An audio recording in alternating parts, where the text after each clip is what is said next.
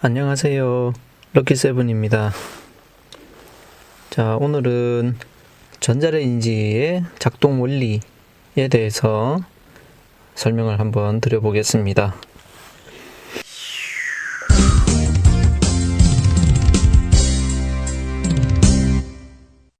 자, 우리가 흔히 전자레인지라고 표현하는 기계가 있죠. 조리 기계가 있죠.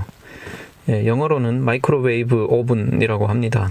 이 마이크로웨이브라는 거는 물결, 파, 이걸 얘기하는 거잖아요. 그 무슨 파냐?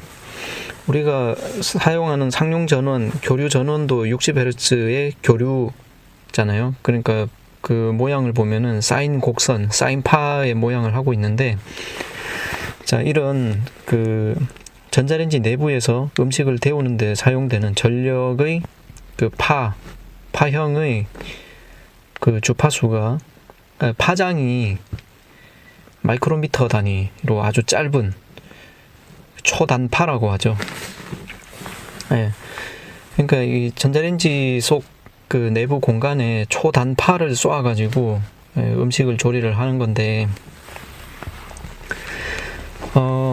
원리를 뭐 어느 정도 레벨로 기대하고 계실지는 모르겠지만은 아주 단순한 레벨에서 원리를 말씀드리면은, 자, 저 앞전에 제가 번개 맞은 이야기 했잖아요. 하늘에서 이 번개가 번쩍하는 순간에 이 대기 중에 전기장이 형성이 된 걸로 제가 이제 추리를 했었는데요. 전자레인지 내부도 이제 비슷한 상황이 되는 거죠. 전자레인지 상단부하고 이제 하단부를 양쪽 극판이라고 생각을 하고, 이 두 극판 사이에다가 아주 높은 전압을 걸어줍니다. 그리고 이 높은 전압의 극성이 매우 빠르게 바뀌게 만드는 거죠. 어느 정도로 빨리 바뀌느냐? 그 바뀌는 모양을 그림으로 그려보면은 1초에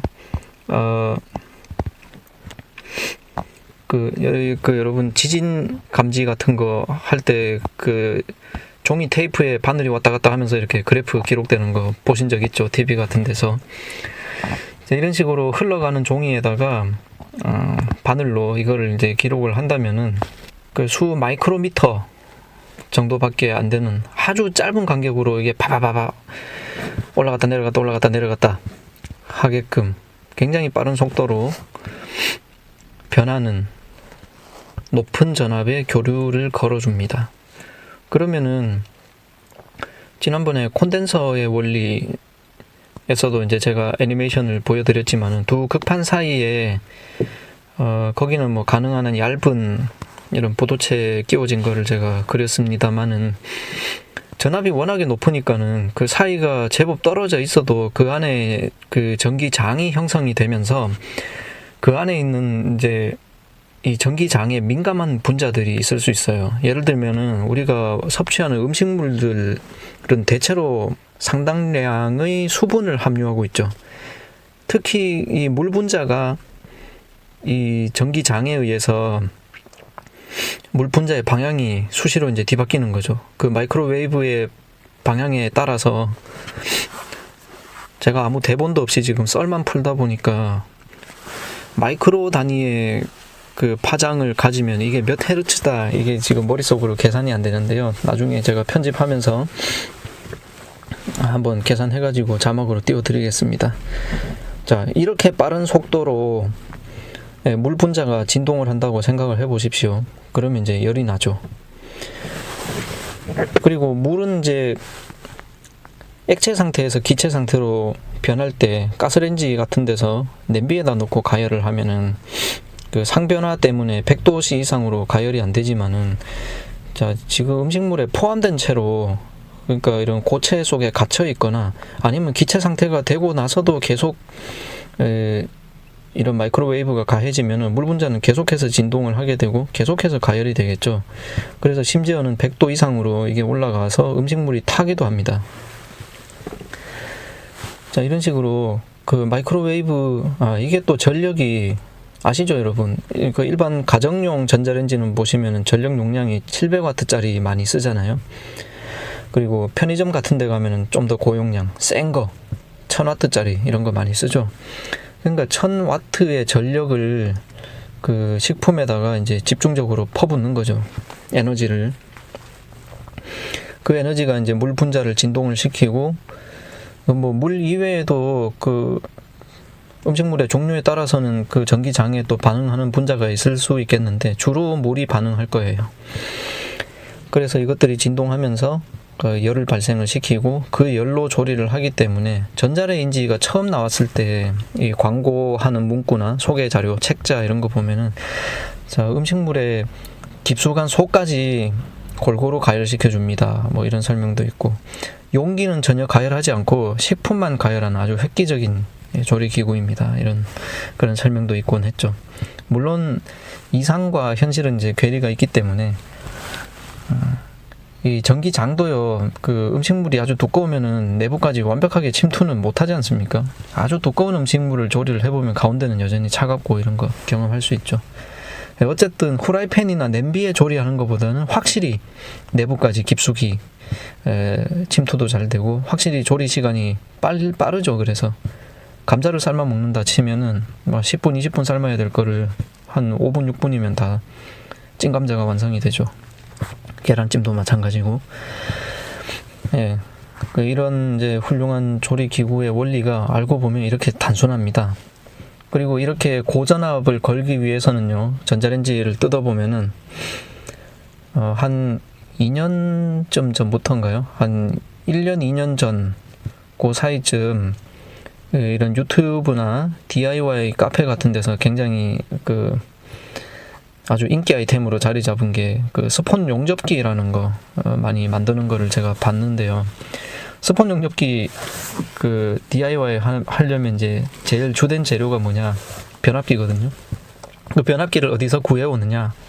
전자레인지를 뜯어가지고 그 안에 보면은 복권형 변압기가 들어있는데 1차 코일이 220V가 들어가는 상대적으로 굵은 코일이 감겨있고 2차 코일이 아주 가늘지만은 굉장히 많이 감겨있는, 그러니까 1차에 비해서 2차가 워낙 많이 감겨있으니까 아주 고전압의 출력이 나오는 거죠.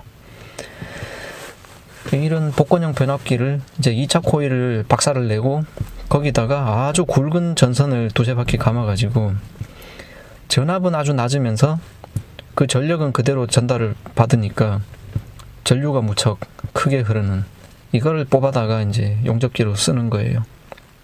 자, 그래서 그 고전압을 만들어내는 원리도 보면은 안에 그냥 변압기로 이렇게 하는 거고, 대신에 이 변압기에 들어가는 1차 측 220V 전압의 주파수는 상당히 이제 올렸겠죠. 아마도 뭐 인버터나 이런 회로가 있을 겁니다. 그래서 주파수를 굉장히 높게 해가지고 아주 고주파 고전압의 2차 측 전압을 뽑아서 전자레인지 내부에다가 쏘는 거죠. 그 상하단, 예를 들어서 상단과 하단에 그 전위차를 걸어버립니다. 그러면 이 안에 전개가 형성이 되면서 그 안에 있는 음식물이 반응을 하는 거죠. 자, 그런데 만약에 음식물을 넣지 않고 그냥 비어있는 상태로 전자레인지 혹시 돌려보신 분이 계신가요? 무슨 일이 생기겠습니까? 자연에서랑 똑같아요. 아주 높은 이 전개가 안에 형성이 됐는데 그거를 흡수해 줄 만한 그게 없잖아요. 그러면 이게 쌓이다 못해가지고 불꽃 방전이 일어나죠. 전자레인지 안에서 번개가 칩니다.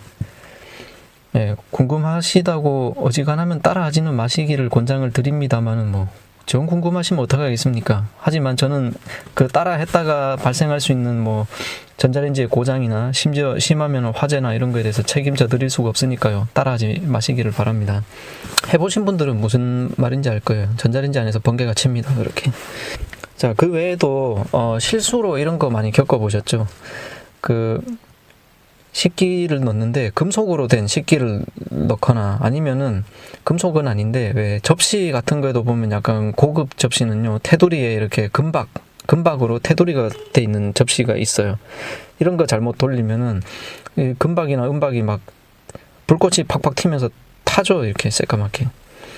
그게 이 금속체에 이 전기장이, 강력한 전기장이 걸렸으니 이 전기장이 유도가 돼가지고 그 전류가 유도돼가지고 이 고전력에 이 전류가 흘러버리는 거죠. 혹은 방전이 생기는 거죠.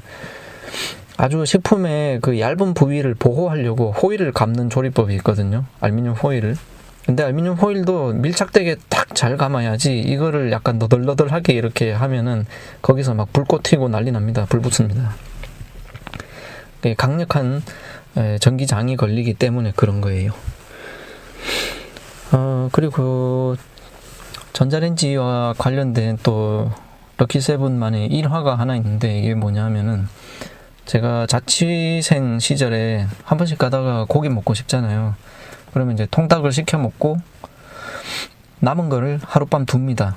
근데 이 자취방에 개미가 엄청나게 많았어요. 큰 개미는 아니고 그 집 개미 있잖아요. 실개미. 갈색, 그 젓갈색의 아주 가느다란 조그마한 개미들. 이것들이 다음날 아침에 보면은 이 통닭 상자 안에 엄청나게 꼬여 있거든요. 근데 이 자취생이 이 귀한 음식을 버릴 수도 없고 아깝고 어차피 데워 먹어야 되는데, 에이 개미 너네들 어디 혼 좀 나봐라 이러고 개미 있는 채로 그냥 전자레인지에 놓고 한 1분을 돌리거든요. 근데 신기한 거는 이 개미들은 살아남아요. 전자레인지에 1분을 돌려도 안 죽습니다. 그 이유는 뭐 저도 이게 100% 맞다고는 장담을 못하지만은 그냥 제 나름대로 생각하기로는, 첫째, 얘네들 몸집이 너무 작아요.